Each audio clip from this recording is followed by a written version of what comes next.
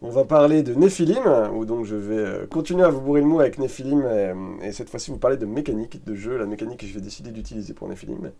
Pour ceux qui n'auraient pas vu la première vidéo, je vous encourage à aller la voir, et qui présente l'univers, mon expérience par rapport à Nephilim, ce jeu auquel j'ai joué pendant un certain temps, j'en tirais une grosse campagne. Je vais parler de la mécanique que je vais utiliser, parce que si vous avez bien écouté la vidéo d'avant, il y a une chose qui n'a jamais vraiment bien passé chez moi dans Nephilim, c'est la mécanique de jeu. Donc je connais la V1, je connais la V2, j'ai même eu la V3, et ça m'a toujours semblé être un sacré tue-l'amour, et en tout cas quelque chose qui ne rend pas hommage au background et à tout ce qu'on peut faire avec le jeu. Surtout moi dans ma campagne, j'ai voulu faire un jeu où il se passait plein de choses, et autant dire qu'il me fallait une mécanique hyper flexible, pour être capable de tout gérer. Voilà, de rajouter, si tout d'un coup mes joueurs décidaient de monter une société secrète, il fallait que je puisse bam bam en deux tours de cuillère à peau être capable de créer quelque chose. Et donc à l'époque j'avais joué avec une mécanique de jeu proto, c'était une sorte de Fun Universal Role Playing Game, donc utilisé pour Westburg. C'était le prototype de ça. Donc c'est un jeu à traits avec très peu de jets de dés quand t'as des bons traits qui vont bien. La mécanique était souple, mais elle permettait pas grand chose. Dès qu'il fallait rentrer dans le détail, en gros, des pouvoirs, quand un Nephilim voulait faire de la magie, de l'alchimie ou de la cabale, la mécanique ne permet pas, à part des trucs extrêmement cosmétiques. Pour ma prochaine lancée de campagne, il fallait que je trouve une meilleure mécanique, pour à la fois qu'il y ait la souplesse de l'ancienne, mais qui propose des choses intéressantes. Et pour ça, je vais partir de Icons. Donc c'est un hack de Icons, ma mécanique. Qu'est-ce que c'est Icons? Icons, c'est un jeu pour jouer des super-héros, mais qui est dérivé de Fate. C'est très inspiré par Fate. Ils ont pris des libertés par rapport à Fate, mais c'est quand même la base de Fate, qui a été ensuite tordu, transformé, mais on part vraiment du moteur de Fate. Et je l'ai testé plusieurs fois, je trouve que c'est une mécanique intéressante, qui a l'avantage d'être souple, parce que comme c'est du Fate, il y a beaucoup de traits, et donc comme il y a des traits, on peut facilement rajouter un trait pour ta base secrète, pour tes pouvoirs, pour tes alliés, pour tes sociétés secrètes, et jouer avec. Et il y a quand même dans Icons une échelle de valeur qui part de l'humain souffreteux au super-héros, voire au super-héros divin, et on peut mettre tout ça dans la même grille. Et dans un jeu où tu joues des créatures et d'énergie surpuissantes qui s'incarnent dans des corps, ça présente beaucoup d'avantages, et je vais vous expliquer pourquoi dans cette vidéo. Donc on va aller sur ce petit brouillon de système de jeu. Je ne vais pas vous détailler Icon, je vais juste vous parler en fait de ma mécanique de jeu pour Nephilim, sachant que vous allez voir, si vous connaissez Fate ou Icons, vous allez évidemment y voir beaucoup de références. Si vous ne connaissez pas, vous allez voir ce que propose cette mécanique. La première chose, quand on fait un personnage avec ce système, c'est qu'on doit répartir des points dans des caractéristiques. Donc dans Icons, il y en a 6. Ici, moi, j'en ai fait 5, parce qu'à Nephilim, tout doit tourner autour de 5. Je vous rappelle, il y a un pentacle, le feu, l'eau, l'air, la terre et la lune. Et donc, il faut que sur ces 5 compétences, ces 5 caracs, chaque carac soit lié à la fois à un élément. Les 5 caractéristiques sont la vaillance, l'éveil, la coordination, l'aura et la robustesse. La vaillance, c'est le feu. Et c'est tout ce qui est combat direct, action d'éclat, foncer dans le tas, motiver les troupes, etc. Dès que vous avez quelque chose de martial, de flamboyant, de combat direct, ça, vous pouvez avoir un gun, mais si votre but avec votre gun c'est de surgir en plein milieu dans l'air et faire c'est de la vaillance. C'est une différence avec Icons qui fait vraiment la différence entre arme de tir et arme de jet, mais je vais arrêter les comparaisons à chaque fois et je vais vous dire comment ça se passe dans mon système de Nephilim. Donc la vaillance, le feu. L'éveil, c'est l'air, c'est tout ce qui est sens, capacité d'analyse, déduction. C'est pas obligatoirement l'intelligence, mais c'est votre capacité à, dès que vous faites quelque chose où votre personnage doit utiliser ses méninges, ça se passe avec l'éveil. Vous avez ensuite la coordination, qui est l'eau, dans Nephilim, qui est tout ce qui est agilité, discrétion et combat discret. Donc pour moi, c'est important qu'on puisse se battre à la fois en vaillance et en coordination, puisque dans un pentacle, en fait, le feu et l'eau sont souvent opposés. Et empêcher des Nephilim de l'eau ou autour de l'eau de savoir se battre, c'est quand même un gros défaut. Donc pour moi, les Nephilim qui tournent autour de l'eau, c'est ce qu'on appelle les Idrim, savent se battre, mais ils vont se battre d'une autre manière que les Pyrim. Les Nephilim du feu, ils vont plutôt être en mode justement discret, passer dans le dos discrètement, tirer avec un fusil à lunettes discrètement, ou passer dans le dos de quelqu'un et le tuer sans qu'il s'en rende compte. Donc c'est la coordination. Aussi l'agilité, la discrétion, tout ce qui va avec l'eau. Et l'eau, donc l'infiltration au sens propre du terme. Ensuite, vous avez l'aura. L'aura, c'est la lune. C'est tout ce qui est charisme, influence sur les autres. C'est donc vraiment votre capacité à séduire, impressionner, convaincre. Les Onirim sont d'excellents sociaux et sont extrêmement capables de convaincre les gens de rejoindre leur secte, leur plan, etc. Voire même sont souvent capables de convaincre d'autres Néphilim assez facilement. Ce sont des très bons orateurs. En tout cas, c'est tout ce qui est le social, c'est l'aura. Et enfin, la robustesse, qui est à la fois la force et l'endurance, c'est la terre.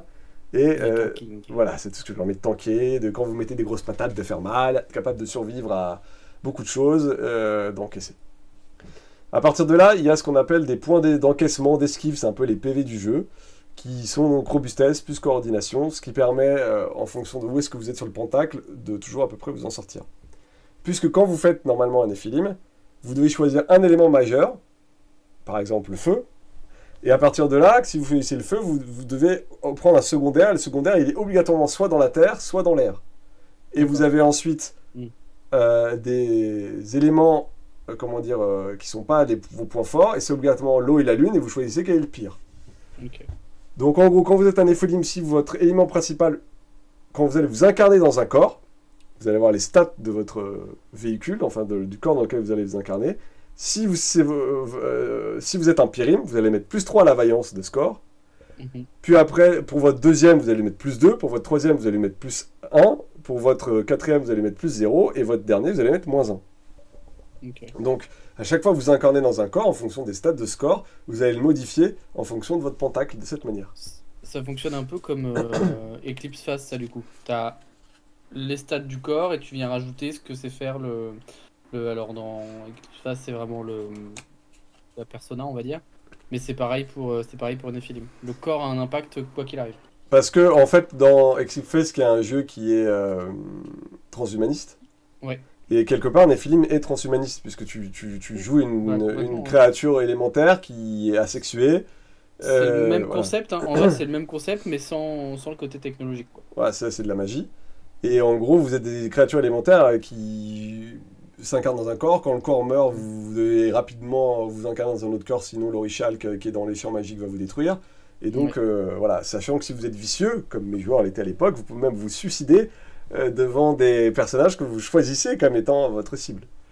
Donc vous avez le choix entre je prends un mec très riche et avec une grosse situation et je m'incarne en lui en espérant pouvoir y arriver. Tant pis s'il n'a pas des stats de ouf, mais il a tout le côté social. Ou vous avez le côté optique qui est je vais chercher un athlète en biathlon qui est capable de faire du lancer du poids, de la course, de la natation, etc. Il est le summum et le parangon du corps humain. Je me suicide et je m'incarne dans lui pour avoir un corps parfait. Donc voilà, ça c'est des choix qui s'offrent au Néphilim. Bah, c'est déjà un choix mécanique qui va venir apporter justement du roleplay et de l'impact sur l'histoire, quoi. Alors avant-le, quand on commence un Néphilim, souvent quand on s'incarne, on ne choisit pas son corps, on prend le premier qui passe sous la main et on a souvent une merde très moyenne et tu vois, le gars normal hein, qui a rien de foufou. Et à partir de là, vous verrez ce que vous faites avec le reste de votre vie. Mais voilà. Comment ça marche les jets dans Néphilim, enfin dans le jeu dérivé d'Icons et donc dérivé de Fate. Contrairement à Fate où on lance 4 dés et on prend la moyenne, dans Icons on lance 2 dés, un positif et un négatif. On va dire un dé noir et un dé blanc, hein. Ça marche bien avec Néphilim puisque vous pouvez dire que le dé blanc c'est le DK et le dé noir c'est le dé Orichalque. Donc en gros l'Orichalque qui est dans les champs magiques vous gêne. Vous lancez, vous faites le dé positif moins le dé négatif. Et vous ajoutez votre caractéristique. Donc, vous allez avoir une courbe statistique qui va plutôt tendre vers le plus 1, moins 1, et donc qui va vous permettre, en fait, vous allez majoritairement jouer autour de votre caractère. Si vous avez 3 en vaillance, vous allez faire du 2, 4 la majorité du temps. Sachant que cette courbe statistique est légèrement différente par rapport à Fate. Fate, vous avez vraiment un truc qui tend vers le 0. Ouais. Voilà. Et dans Icons, il y a une variance un peu plus grande. Parce que comme vous êtes des super-héros et tout, vous faites des trucs parfois un peu plus formidables. Donc vous avez un peu plus de chances de faire du moins 5 plus 5 par rapport à Fate. Et votre courbe est moins lissée. Ça ne veut pas dire qu'elle n'est pas lissée, mais elle est un peu moins. Ce qui, moi, me va très bien avec Néphilim, puisqu'encore une fois, puisqu'on est dans un monde où les champs magiques sont partout, Et l'Orichal qui est en train et même s'il est plus qu'en résidu, il fout le bordel dans les champs magiques. On est dans un monde chaotique où tout est possible, où tout peut arriver, et où on peut avoir parfois des surprises. Donc ça va très bien que ce soit 2D et pas 4D comme dans Fate. À partir de là, la lecture des résultats, pour le coup, c'est vraiment celle d'Icons et de Fate. C'est-à-dire si vous faites 0, c'est un succès avec un coup, c'est-à-dire vraiment c'est le succès limite. Si vous arrivez à faire plus 1, plus 2 par rapport à la difficulté demandée, vous avez un succès normal. À partir de plus 3, vous avez un succès majeur. Plus 5, vous avez un succès massif. Moins 1, une complication modérée. Moins 4, une complication importante. Moins 5, une complication massive. Donc ça, c'est vos résultats avec votre dé. Ensuite, j'ai fait un petit tableau d'échelle de valeur qui permet un peu de voir ce que sont les difficultés. Par exemple, vous voulez soulever quelque chose, soulever un humain, c'est une difficulté de 4. Soulever une bagnole, ça va être une difficulté de 6. Pour vous donner un exemple sur les caracs, qu'est-ce que ça donne? 3, c'est la moyenne humaine. Moins 2, c'est en dessous de la moyenne humaine. 1, si vous êtes vraiment handicapé. 4, vous êtes supérieur à la moyenne. 5, vous êtes très très bon parmi l'humanité dans cette carac. 6, vous êtes le parangon humain. 7, vous êtes un super inférieur, c'est-à-dire vous êtes au-delà de l'humain, mais vous n'êtes pas dans les meilleurs. 8, vous êtes un super. 9, vous êtes un super supérieur. Et 10, vous commencez à flirter avec le divin. Le défaut de ça, c'est qu'on peut facilement atteindre le rang 10, et quand on voit ce qu'on peut faire avec le rang 10, soulever une montagne, se téléporter n'importe où, etc., il n'est pas impossible que j'augmente cette table en jouant et que j'aille au moins jusqu'au plus 11, plus 12 avec du divin inférieur, divin supérieur, etc. C'est pas impossible pour avoir un peu plus de gradation, pour pas passer je soulève un immeuble à je soulève une montagne, quoi. Là, tu sais quelle serait à peu près la stat la plus forte de tes personnages? Si c'est des personnages qui ont déjà joué ou pas du tout? Moi, dans mes personnages, ils vont jouer des humains au début. Des humains un peu plus, mais ils vont tourner autour de la moyenne. En gros, ils vont avoir... genre 4. 4, et puis si vraiment ils décident de mettre des malus à quelque part, ils auront un 5 quelque part, mais pas beaucoup plus. Okay. Ce sera déjà pas mal. Ce sera des humains un peu plus, au début. La suite, on verra dans le jeu. Mais... Moi, là, je me présente ça comme quand on joue à Nephilim. Vous jouez à Nephilim, vous jouez des Nephilim, vous donnez plus 3, plus 2, plus 1, plus 0, moins 1, quand vous incarnez dans un corps, et en fonction du corps qui est là. Donc ça veut dire que si vous arrivez à trouver un parangon humain qui a 6 dans sa caractéristique et que vous incarnez dans lui, et qu'il a 6 en vaillance, vous êtes vu le meilleur combattant humain, le parangon du combat en humain, avec votre plus 3 en feu, vous arrivez à 9. Donc vous êtes très fort, mais vous n'êtes pas encore dans le 10. Donc, c'est quand même important. Ouais. Ensuite, il y a une dernière chose qu'il y a dans Icons et que je réutilise là, c'est les compétences. Alors je sais pas si j'en parle après. Moi je réfléchissais, mais même en fait l'échelle de valeur elle peut aller plus loin parce que tu vas pouvoir ajuster avec ton échelle de difficulté, donc en soi ça pète pas le jeu, quoi. Non. Sachant que dans Icons il y a aussi des caractéristiques, c'est-à-dire en gros tu peux avoir un plus 1, plus 2 et rarement plus 3 quand tu vises un truc très spécifique. Par exemple quand tu as plus 3, t'as 5 en vaillance, tu sais très bien te battre, et si t'as plus 1 en escrime, t'as 5 plus 1, 6, parce qu'en escrime, t'es un peu au-dessus, quoi. Donc ça permet, quand tu joues à Nephilim, avec les avatars dans lesquels tu t'invoques, ça permet d'avoir des petites spécificités. Alors évidemment, la majorité du commun des mortels, tu vas avoir plus 1 en comptabilité, ou plus 1 en street crédibilité, en connaissance de la rue, et encore c'est très utile pour un Nephilim. Mais ça marche aussi avec les effets mnémos, c'est-à-dire quand vous allez ramener des vies du passé, si vous avez été un chevalier teutonique au Moyen-Âge, vous pouvez tout à fait revenir en disant j'ai plus 1 pour utiliser la clé mort. C'est pas utile tous les jours dans le monde moderne, il faut trouver une clé mort, mais bon, si vous avez une clé mort, vous vous rappelez que vous savez particulièrement vous battre avec une épée à deux mains. Le plus important dans un système Fate, Icons, Nephilim, ce sont les mots-clés ou les avantages des avantages. C'est vraiment ça qui est le plus important dans le jeu. C'est-à-dire qu'en gros, quand vous créez votre personnage, vous allez définir 1, 2, 3 mots-clés qui sont des mots-clés positifs ou négatifs pour définir votre personnage. Ça peut être je suis un pyrime, cyclope, ayant vécu dans l'Antiquité grecque. Ça, par exemple, ça peut être un mot-clé qui vous définit. Et quand vous incarnez dans un corps humain, il a souvent un mot-clé. Ça peut être je suis Robert, mécanicien. Tu vois, voilà. Donc, de Sarcelles. Et donc vous aurez potentiellement des avantages sur Sarcelles et la mécanique, ça ira pas beaucoup plus loin, mais voilà. Qu'est-ce qu'on peut faire avec un mot-clé? Avec un mot-clé, déjà, il faut avoir des points de K, donc ce sont les points Fate dans Fate, et les points d'héroïsme dans Icons. Avec les points K, donc quand vous les utilisez, en moyenne au départ vous en avez 3, vous pouvez en gagner, en perdre, etc. Le MJ a lui-même des points qu'il peut vous donner, vous pouvez en gagner si vous invoquez contre vous des avantages, etc. Mais à chaque fois que vous avez un point, vous pouvez le dépenser, ce qui vous permet d'invoquer un de ces avantages. C'est-à-dire que quand vous avez marqué je suis incarné dans un mécanicien de Sarcelles, vous êtes en train de suivre quelque chose à Sarcelles, vous voulez avoir connaissance de la rue à Sarcelles, vous allez utiliser un point K, ça peut pas tout le temps, il faut que vous utilisiez un point K pour ça, et vous gagnez plus 2 à votre test. Ou alors, vous gagnez une inspiration, c'est-à-dire en gros, vous utilisez un point et vous dites au MJ, comme je connais bien Sarcelles, qu'est-ce que je sais déjà de cette rue, de ce magasin, de cette personne? Il peut vous dire quelque chose. Vous pouvez pousser vos pouvoirs ou carac pour un tour, c'est-à-dire au lieu d'avoir plus 2 pour un test, vous avez plus 1 pour un tour complet, donc c'est plus fort. Et c'est moins mais plus long.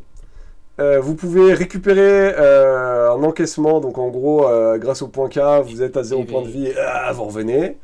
Et vous pouvez ajouter des éléments narratifs. Je viens de Sarcelles, j'ai pas un cousin, je suis mécanicien à Sarcelles, j'ai pas un cousin qui travaille à la boulangerie. Hop, tu payes, off, et bien oui, évidemment, le boulanger, c'est ton cousin. Et créer un stunt. Donc le stunt, c'est vraiment un truc spécifique à Icons et qui marchera aussi pour Nephilim. En gros, vous aurez des pouvoirs, j'en parlerai après. Et avec votre point de K, vous pouvez utiliser un pouvoir pour autre chose que ce qu'il est prévu à la base. Par exemple, il y a un exemple dans le bouquin, vous avez un Quicksilver, vous êtes capable d'aller très très très très vite, votre pouvoir c'est la vitesse infinie quoi, et vous décidez un jour de tourner autour de quelqu'un pour créer une tornade. C'est pas votre pouvoir au sens propre du terme, vous créez en fait un stunt, un effet spécial de votre pouvoir. Donc vous dépenserez un point pour considérer qu'en courant très très vite, vous allez créer une tornade et faire un effet tornade dans le jeu. À partir de là, quand on joue à un jeu, Fate ou Icons, il faut toujours des axiomes pour définir votre monde, que tout le monde peut invoquer. C'est-à-dire que le MJ peut très bien dire « j'active cet axiome du monde, je mets un point K au milieu qui peut être utilisé par tout le monde dans la bande, vous avez maintenant un nouveau point K pour invoquer votre truc, parce que j'invoque un des axiomes du monde pour vous faire chier ». Les joueurs peuvent eux-mêmes invoquer un axiome du monde à leur avantage ou à leur désavantage. Si c'est à leur avantage, ils dépensent un point K, si c'est à leur désavantage, ils en gagnent un. Donc ces axiomes sont les suivants. Pour vous donner un exemple. Des sociétés secrètes s'affrontent dans l'ombre pour la domination du monde profane et occulte. Ça veut dire que à n'importe quel moment, en dehors de tout scénar ou truc que j'aurais pu scripter, je peux donner un point aux joueurs en disant « Eh oui, il y a une société secrète derrière ce truc. » Parce que dans ce monde, il y a toujours une société secrète qui s'affronte dans l'ombre pour la domination du monde profane et occulte. Des êtres surnaturels existent mais se cachent des sociétés secrètes. Les champs magiques sont chaotiques et influencent de plus en plus, influent de plus en plus sur le monde matériel. Donc, par exemple, si je veux déclencher des tourbillons, des tempêtes, des machins, dire que le temps est dégueulasse et gêne la course-poursuite en bagnole, et ben je peux dire les champs magiques sont chaotiques et influencent le climat, voilà un point K pour vous. D'accord, donc c'est une mécanique qui te permet de rendre des points K en mettant un peu la merde, quoi. Ou aux joueurs ou au contraire, par exemple, si les joueurs sont en course-poursuite contre quelqu'un et qu'il est en train de leur échapper, et le joueur dit il n'y aurait pas une tornade qui pourrait. Ok, bah tu me fais un point. Les champs magiques sont chaotiques et influent. Ok. Et donc, ces traits sont. L'intérêt d'un bon trait dans un jeu comme Fate Icons, et ici, c'est qu'ils sont invocables dans les deux sens en fait. C'est juste que ces trois axiomes-là vont revenir régulièrement dans la campagne et sont centrales dans l'histoire qui est racontée. Ok. Quelle que soit l'impro qu'on va faire, quel que soit vers où on va partir, c'est un peu les trois piliers du monde, quoi. Les effets Nemos qui permettent de ramener des compétences de vos vies antérieures. Les points d'encaissement réduits à 0. Ça, le Nephilim peut essayer de survivre, mais aussi au bout d'un moment, son corps lâche, il meurt. Donc l'un des intérêts de Nephilim, c'est que vous n'avez pas besoin de vous retenir sur le corps de vos joueurs. Vous pouvez les tabasser. Moi, mes joueurs, dans leur campagne, ils sont morts à un nombre incalculable de fois. Je veux dire, mitraillés, eux-mêmes se tuent, coupés en rondelles. Enfin, c'est un jeu où vous n'avez pas besoin de vous retenir, puisque techniquement, la vraie mort d'un Nephilim est très rare.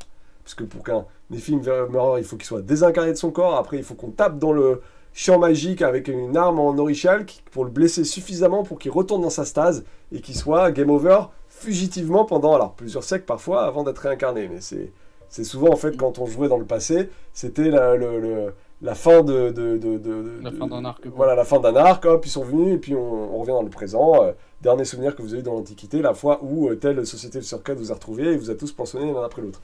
Je veux dire, c'est long. Avant d'en arriver là, vos personnages vont souvent trébucher beaucoup de fois et ont souvent perdu leur corps d'incarnation assez souvent. Reste la magie, l'alchimie et la cabale. Pour l'instant, je n'ai pas encore détaillé, je ne suis pas rentré en détail de tout ça. Je sais juste qu'avec la magie, je veux des effets bruts. Je sais qu'avec Alchimie, ce sera des effets plus fins, et avec la Cabale, ce sera des créatures invoquées. Il se trouve que Icons propose une palette de pouvoirs hyper large et intéressante, déjà. Et par exemple, projection élémentaire, c'est vraiment un pouvoir de base dans Icons. Donc j'aurais juste à prendre le pouvoir et à l'adapter comme tel. Alchimie, il y a beaucoup de pouvoirs qui permettent de faire des choses déjà dans le jeu en utilisant les pouvoirs de Icons. Mais sinon, il suffit que je revienne à mon petit tableau qui est là. Et si quelqu'un, je sais pas, veut faire une essence pour endormir quelqu'un, une fiole où il lance un truc et il va endormir quelqu'un, et ben je vais réfléchir, alors il faut que ça touche quoi, il faut que ça puisse endormir un humain, ok, donc c'est niveau 4, il faut que c'est un effet... alors qu'est-ce que j'ai pour 4? Pour 4, j'ai super à la moyenne humaine, j'ai un humain, distance à plusieurs pâtés de maison, ok, donc je vais me concentrer sur un humain. Je vais décider qu'il faut que... Combien de temps je veux qu'il dorme? Je veux qu'il dorme pendant au moins plusieurs heures. Allez, on va dire à la louche, un niveau 5. Donc il faut qu'il fasse un truc alchimiste de niveau 5 pour pouvoir avoir une formule alchimique qu'il utilise pour endormir un humain pendant plusieurs heures. Donc quand il l'utilisera, il aura son 5 de base, et il fera un jet par rapport à la résistance de l'humain. Voilà, c'est à peu près comme ça que je vais gérer. C'est un système donc, qui est très souple, qui va permettre moi de m'adapter à tous les pouvoirs et de pouvoir créer beaucoup de choses de cette manière. Simple et efficace. Petite question, les blessures d'Orichalque, ou d'Orichalque, je sais jamais, c'est lié au... Pardon. C'est lié au Néphilim ou c'est lié au corps du coup? C'est lié au Néphilim. C'est-à-dire que quand vous êtes bréché, vous êtes bréché avec l'Orichalque, vous gagnez un carton avec marqué blessure d'Orichalque. Et que le MJ va pouvoir invoquer.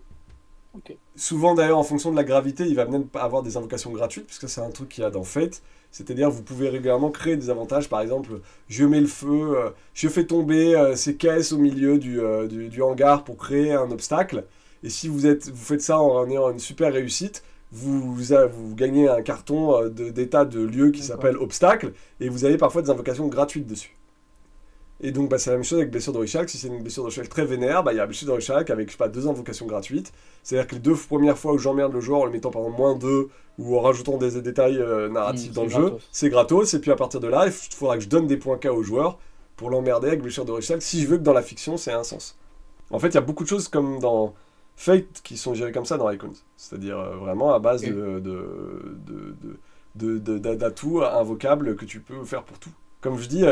si on décide à un moment de créer votre base et que dans la base vous décidez de travailler, je sais pas moi, pour inventer des Steam Packs pour préparer ou de l'entraînement dans votre base, et ben avant de partir vous faites un jet d'entraînement parce que votre base on a décidé narrativement que vous aviez un terrain d'entraînement et vous avez entraînement de la base avec je sais pas 2 invocations gratos dessus parce que vous avez fait un bon jet et pendant toute la mission qui vient vous avez le carton entraînement à la base et voilà.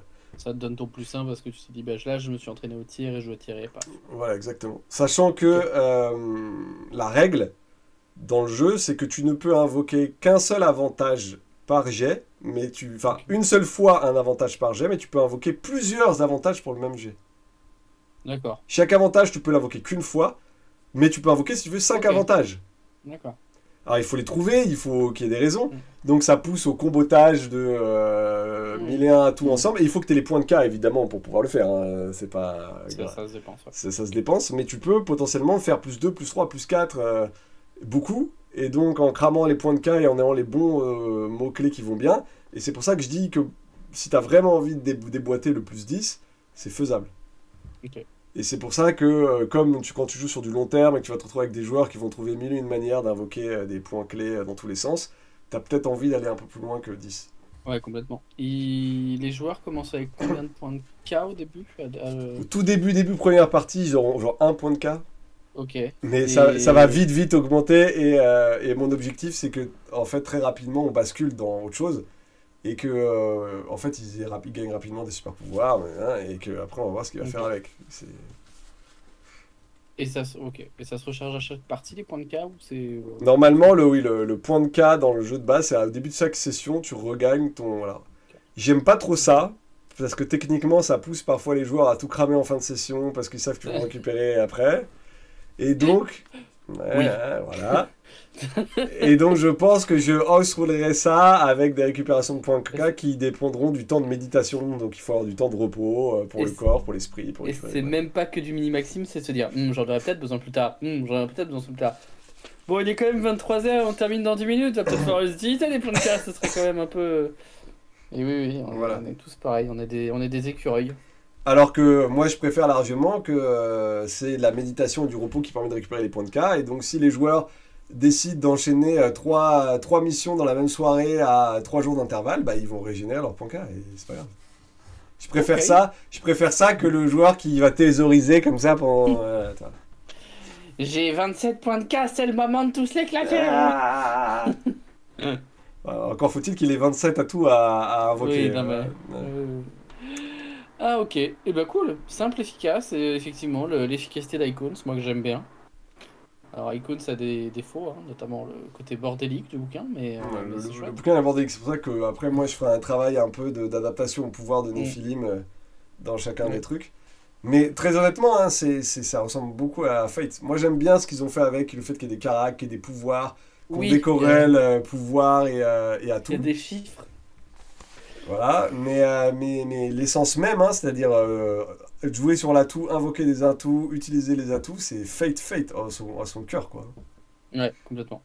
Bah, écoutez, C'est quoi la suite de la préparation? Ce sera quoi? alors la suite de la préparation, si ça intéresse, je sais pas encore comment je le Ah, ferai, mais il y a les intrigues de base en fait. cool. Bah oui, C'est-à-dire en gros, the plots. quand je commence une campagne, à quoi ça ressemble. Donc en Ok. gros une relation Les map, hooks. et voilà des hooks, une relation map, des PNJ avec des enjeux, basta, c'est posé, j'utiliserai que ça et j'aurai jamais besoin de rien d'écrire après quoi. On sait que tu as acheté une campagne du commerce que tu vas lire complètement. Tout à fait. Donc si ça intéresse des gens, je pourrais développer. Évidemment, mes joueurs regarderont pourront voir cette vidéo-là sur les mécaniques, pas de souci. Mm. Mais s'ils veulent voir la suivante, ce sera à leur risque et Après. péril de se gâcher, de se divulgacher le début de campagne. Oh non, mon Dieu, Bon, s'ils il veulent. l'a dit. S'ils veulent, ils peuvent divulgacher, c'est pas le problème, vu que de toute façon... Non, non, je parle de l'utilisation du mot divulgacher. Ouais, C'est beau, divulgacher quand même. Je sais pas qui c'est qui l'a pondu celui-là, mais il est magnifique. moi je trouve qu'il est bien mal, c'est pas mal. Non, non, mais il y a du flow, il y a du flow. En tout cas, bah merci, et puis une prochaine fois, Néphilim. À la prochaine, Néphilim!